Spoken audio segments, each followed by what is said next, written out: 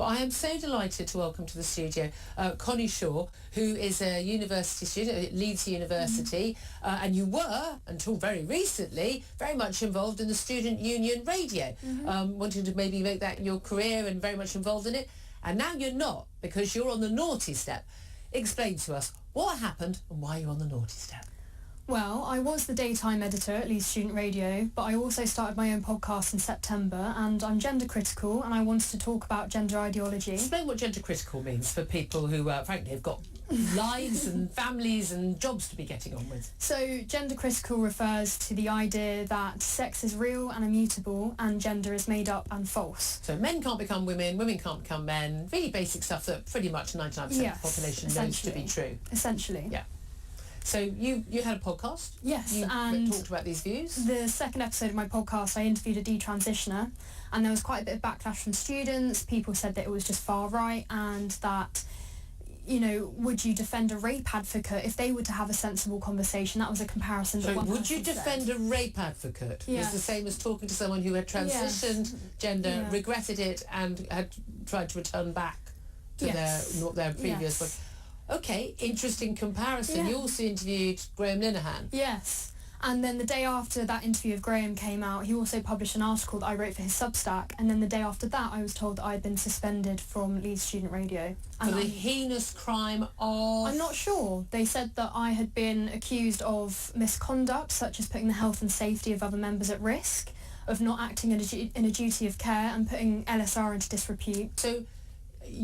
they just said, look, basically, you're not involved in the radio anymore. This is it, you're out. Well, no, the investigation... There's an investigation? Yes, the investigation went on for a month.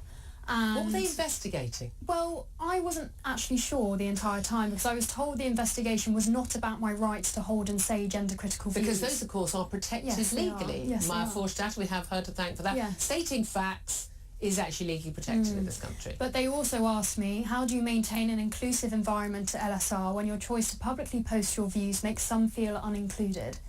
Right. So, did they worry about you feeling that you might be unincluded by the fact that you understand facts? It didn't come across to me in the interview that that was the case.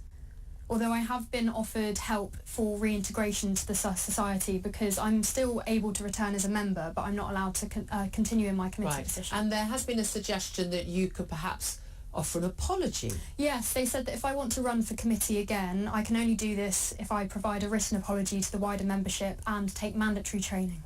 Mandatory training in what? Online conduct.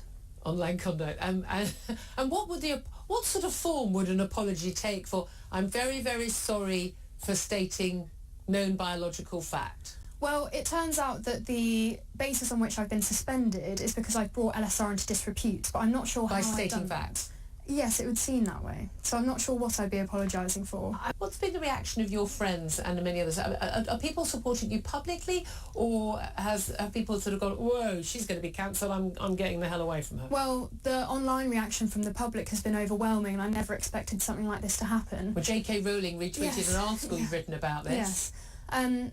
Support from people at uni has been private. I'm not aware of any public support. But that's fine. If I'm any example to go by, I understand why someone wouldn't want to associate themselves with me. I mean, that's just appalling. That is so appalling. I mean, the whole reason why I bought my Free Speech Union membership was because someone who helped me edit that podcast with Charlie was told by a separate society that they must distance themselves from my work. And so you thought, I'm gonna pay. Well, it's paid off very well. Sam Armstrong, I mean, quite by chance, on the same day, you've been aware of this case. You do work at the Free Speech Union.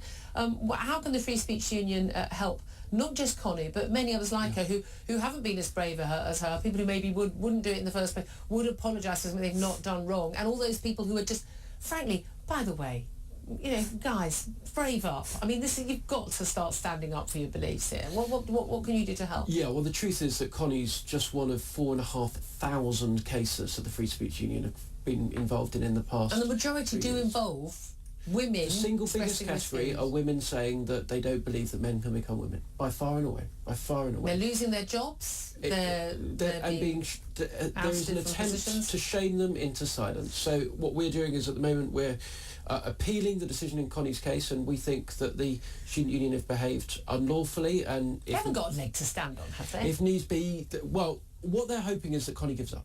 And that's what they always hope on, because to take action against the university would be, if Connie was by herself, incredibly expensive.